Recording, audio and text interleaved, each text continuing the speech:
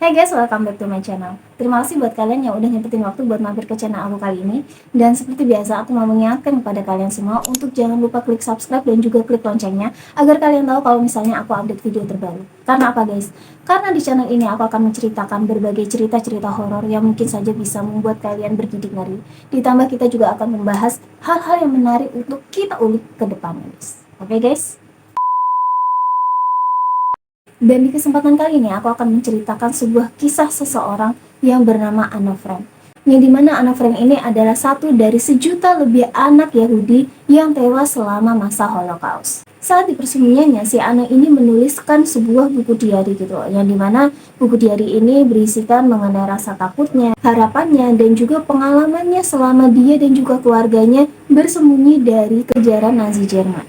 Diari ini ditemukan di apartemen rahasia setelah keluarga Frank ini ditangkap dan disimpan oleh seseorang yang bernama Mike Chase. Nah, by the way, Mike Chase ini adalah seseorang yang kala itu membantu menyembunyikan keluarga Frank gitu loh sebelum ditangkap. Nah, setelah perang selesai, diari ini diterbitkan gitu loh dalam banyak bahasa dan juga digunakan dalam ribuan kurikulum untuk sekolah menengah dan sekolah menengah atas di seluruh dunia, guys. Dan inilah kisah Anne Frank selanjutnya. Anne Frank ini memiliki nama panjangnya Anne Marie Frank. Lahir pada tanggal 12 Juni 1929 di Frankfurt, Weimar, Jerman. Nah, dia ini adalah putri dari pasangan Otto Frank dan juga Edith Frank Hollander dan juga memiliki seorang kakak yang bernama Margot Frank. Keluarga Frank ini tergolong sebagai keluarga penganut Yahudi liberal. Mereka tinggal di lingkungan masyarakat yang sudah berasimilasi, guys. Yang dimana terdiri dari warga Yahudi dan juga non-Yahudi gitu loh, dari berbagai macam negara. 13 Maret 1933, pemilu digelar di Frankfurt untuk memilih Dewan Kota. Dan ternyata partai Nazi yang dipimpin oleh Adolf Hitler lah yang memenangkan pemilu tersebut, guys. Nah, mungkin kalian juga udah pada tahu, guys, Adolf Hitler ini adalah seorang politisi dari Jerman dan juga sekaligus ketua dari partai Nazi dan juga menjadi tokoh utama Jerman Nazi Perang Dunia Kedua dan juga Holocaust. Karena terpilihnya Adolf Hitler ini, demonstrasi antisemit pun segera terjadi. Jadi demonstrasi antisemit ini adalah suatu sikap permusuhan atau prasangka terhadap kaum Yahudi dalam bentuk tindakan atau penyiksaan terhadap agama etnik maupun kelompok ras. Mulai dari kebencian terhadap individu, bahkan sampai lembaga, guys. Nah, waktu itu keluarga Frank ini mulai cemas gitu loh mengenai nasib mereka jika mereka ini tetap bertahan di lokasi atau lingkungan tersebut. Hingga pada tahun yang sama, akhirnya Edith dan kedua putrinya berangkat ke Aachen untuk tinggal bersama ibunya si Edith ini yang bernama Rosa Hollander. Sedangkan si Otto ini tetap berada di Frankfurt. Namun setelah ditawari untuk bekerja di salah satu perusahaan yang berada di Amsterdam, akhirnya si Otto ini berpindahlah ke tempat tersebut dan juga sekaligus mencari tempat tinggal gitu loh bagi keluarganya. Keluarga Frank ini adalah satu dari 300.000 keluarga yang kala itu pindah meninggalkan Jerman antara tahun 1933 hingga 1939. Nah, Otto Frank ini mulai bekerja di salah satu perusahaan dan tinggal di sebuah apartemen di Merwedeplein, Riverenberg, Amsterdam. Pada bulan Februari 1934, Edith dan juga kedua putrinya serta ibunya, si Rosa Hollander ini tiba di Amsterdam dan kedua putrinya ini pun akhirnya sekolah di sana. Pada bulan Mei 1940, Jerman mulai menduduki Belanda. Pemerintah Jerman mulai menganiaya Yahudi dan juga memberlakukan sebuah hukum yang bersifat membatasi dan juga mendiskriminasi. Juga diberlakukan kewajiban untuk mendaftarkan diri dan pemisahan ras. Bahkan mengeluarkan dekret yang dimana anak-anak Yahudi harus disekolahkan ke sekolah yang khusus untuk Yahudi, guys. Hingga pada bulan April 1941, Otto Frank ini mengambil tindakan untuk mencegah penyitaan Pentagon oleh pemerintah.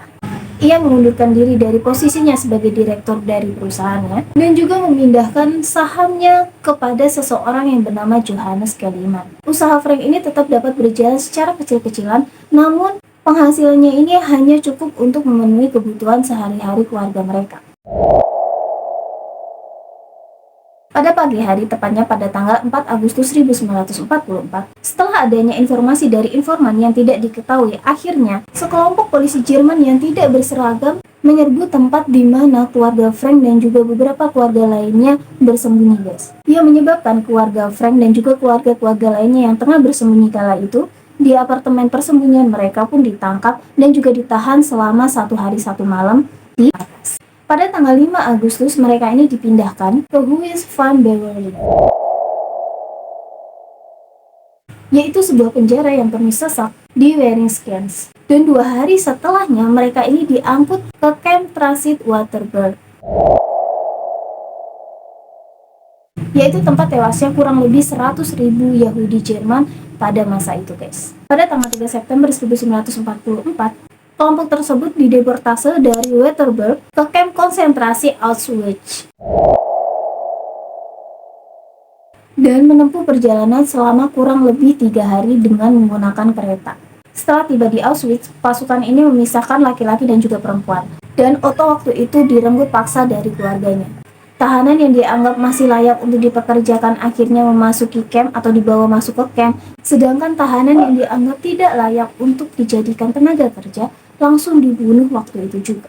Dan dari 1019 tahanan, 549 termasuk anak-anak kecil di bawah 15 tahun dimasukkan ke dalam kamar gas, guys. Jadi kedua kamar gas ini adalah kamar untuk membunuh manusia ataupun hewan, di mana kamar itu sangat tertutup dan juga dipenuhi oleh gas-gas beracun. Jadi mereka ini kayak diracun gitu loh, menggunakan gas yang sangat amat beracun. Nah, Anne Frank ini kebetulan usianya ini 15 tahun lebih 3 bulan, termasuk tahanan termuda yang terhindar dari kematian pada saat itu.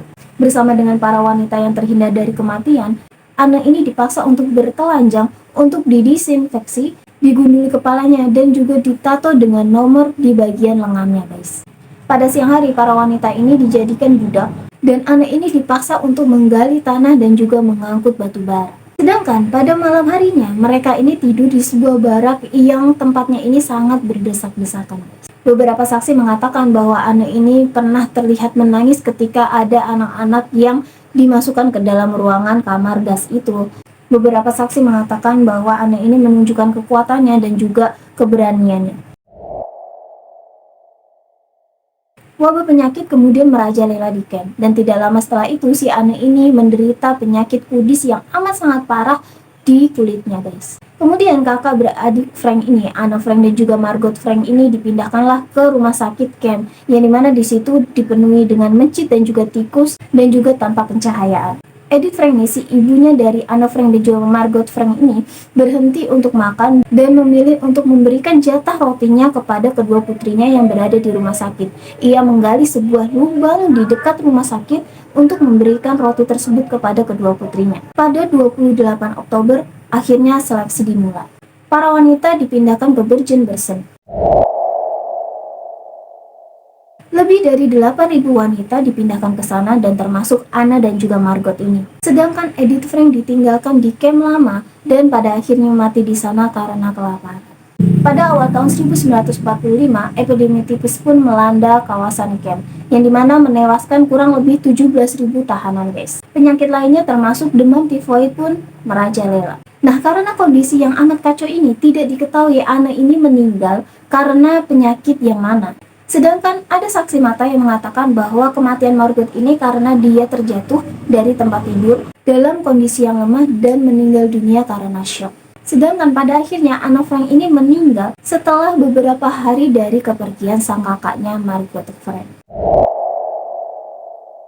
Pada bulan Juli 1945, setelah Palang Merah mengonfirmasi mengenai kematian kakak beradik Frank ini, Marges memberikan buku harian dari bundel catatannya milik Anne Frank ini kepada ayahnya si Otto Frank, yang sebelumnya telah ia selamatkan dan berniat untuk memberikannya kepada si Anne jika dia masih hidup. Otto Frank, sang ayah dari Anne Frank ini, tidak memahami dan juga baru memahami mengenai putrinya yang telah membuat semacam diary yang ditulis dengan sangat baik ketika mereka tengah bersembunyi. Dalam memoarnya, si Otto ini menceritakan perasaan sakitnya ketika dia membaca satu persatu tulisan tangan si putrinya kala itu. Mengenali setiap kejadian demi kejadian yang ia tulis, mengatakan bahwa ia telah mendengar cerita lucu dari putrinya. Bagiku itu adalah sebuah wahyu. Aku tidak mengetahui kedalaman pikiran dan juga perasaannya. Ia menyimpan perasaannya untuk dirinya sendiri. Tergerak oleh keinginan dari putrinya untuk menjadi seorang penulis, akhirnya si Otto ini mulai mempertimbangkan untuk menerbitkan bukunya si putrinya tersebut. Dan setelah beberapa kali ditolak oleh penerbit, akhirnya buku Anne ini berhasil diterbitkan. Buku harian Anne Frank ini pertama kali diterbitkan di Jerman Barat, dan juga Prancis pada tahun 1950. Buku harian tersebut akhirnya diterbitkan untuk pertama kalinya di Britania Raya pada tahun 1952 dengan judul Anne Frank The Diary of a Young Girl, dan ternyata mendapat tinjauan positif. Buku tersebut terjual sukses di Amerika Serikat, Prancis, dan juga Jerman. Buku Anne Frank ini dipuji karena kelayakan sastranya. Dari dramawan Meyer Levin hingga penyair John Berryman mengatakan bahwa gaya penulisan Anne Frank ini mampu mempertahankan ketegangan dengan baik layaknya sebuah novel, dan juga membahas bagaimana peralihan seorang anak menjadi pribadi yang sangat tepat, percaya diri dengan gaya ekonomis yang sangat menakjubkan dalam kejujurannya. Setelah citra Anne baik sebagai penulis ataupun humanis tumbuh, ia dianggap secara khusus sebagai simbol Holocaust dan lebih luas lagi sebagai wakilan atas penyiksaan orang-orang Yahudi. Anne Frank ini bahkan dipilih sebagai salah satu sosok pahlawan dan ikon pada majalah Time yang menerbitkan edisi khusus yang berjudul Time 100 The Most Important People of the Century, yang ditulis oleh Roger Rosenberg. Ia mengatakan bahwa alasan Anne begitu dikenang karena sastranya. Ia adalah seorang penulis yang luar biasa bagus untuk segala usia, dan juga karyanya akibat langsung dari disposisi kejujuran dan kezaliman. Kepopuleran buku tersebut semakin tumbuh, dan di banyak sekolah terutama di Amerika Serikat, buku Anne Frank ini telah dijadikan buku wajib dan menjadi bagian kurikulum sekolah, yang juga memperkenalkan Anne Frank ini kepada generasi baru. Dan itulah tadi mengenai kisah Anne Frank, yang dimana seorang penulis yang memiliki bakat yang sangat luar biasa dalam sastranya meskipun di usianya yang masih belia. Oke, segitu dulu konten aku kali ini. Aku harap kalian menyukai konten aku kali ini. Dan bagi kalian yang belum subscribe, aku mau ingetin sekali lagi untuk jangan lupa subscribe. Dan bagi kalian yang belum klik loncengnya, jangan lupa untuk klik loncengnya agar kalian tahu kalau misalnya aku update video terbaru. Dan kalau misalnya kalian ada kritik dan juga saran, jangan lupa untuk tinggalkan di kolom komentar agar aku juga bisa baca-baca di sana. Dan segitu dulu konten aku kali ini. See you di next video selanjutnya. Bye bye.